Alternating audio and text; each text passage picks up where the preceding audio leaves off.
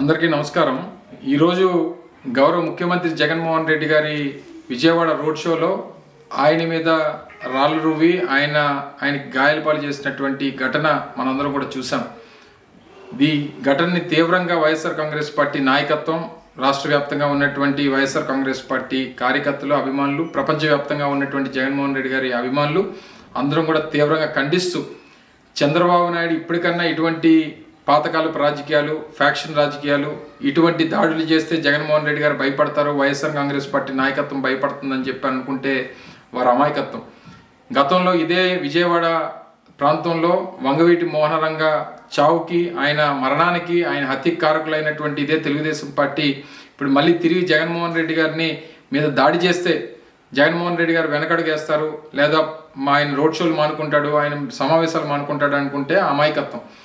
ఆయన గడిచినటువంటి 15 రోజులుగా ఈ ప్రాంతంలో, ముఖ్యంగా ఆంధ్రప్రదేశ్ రాష్ట్ర వ్యాప్తంగా చేపడుతున్నటువంటి రోడ్ షోస్ కానీ, ఆయన సమావేశాలు కానీ, సభలకు కానీ వస్తున్నటువంటి లక్షలాది మంది జనాన్ని చూసి ఓర్వలేనితనం, నేను 3 పార్టీలతో పొత్తులు పెట్టుకున్నా సరే నాకు ఎక్కడ కూడా ప్రజాదరణ రావట్లేదు, నేను మళ్ళీ ఓడిపోబోతున్నాను అనేటువంటి ఒక ఉద్దేశంతో ఈ రకమైనటువంటి చర్యలకి, కవింపు చర్యలకి చంద్రబాబు నాయుడు పాల్పడుతూ ఉన్నారు. ఇది సమంజసం కాదు.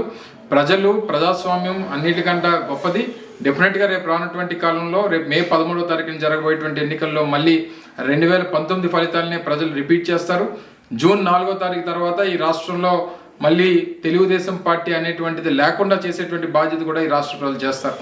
జగన్మోహన్ రెడ్డి గారి మీద జరిగినటువంటి ఈ దాడి, ఈ ఘటన తీవ్ర దిగ్భ్రాంతికి రాష్ట్ర ప్రజలందరికీ కూడా లోనైనటువంటి విధంగా చేసింది. దీనికి నేను వైఎస్ఆర్ కాంగ్రెస్ పార్టీ నాయకుల్ని, కార్యకర్తలని అందరినీ కూడా కోరుతా ఉన్నా, సంయమనం పాటించండి. డెఫినెట్గా చట్టం తన పని తాను చేసుకుంటూ వెళ్తుంది. డెఫినెట్గా దీనికి కారకులైనటువంటి ప్రతి ఒక్కరిని శిక్షించేటువంటి బాధ్యత తీసుకుంటాం. రానటువంటి కాలంలో తెలుగుదేశం పార్టీ ఇటువంటి చర్యలు మానుకుంటే మంచిది. ఎందుకంటే ఆయన కూడా రోడ్ల మీద తిరుగుతున్నాడు, చంద్రబాబు నాయుడు గారు కూడా రోడ్ల మీద తిరుగుతున్నాడు. వైఎస్ఆర్ కాంగ్రెస్ పార్టీ నాయకులు కానీ, కార్యకర్తలు కానీ, అభిమానులు కానీ ఏదన్నా మేము కూడా చేయాలనుకుంటే ఒక క్షణం కూడా ఆలోచించాం. కానీ ప్రజాస్వామ్యాన్ని అన్నిటికంటే గొప్పదని చెప్పి భావించేటువంటి వైఎస్ఆర్ కాంగ్రెస్ పార్టీ నాయకులు, కార్యకర్తలు డెఫినెట్గా సంయమనం పాటిస్తారు.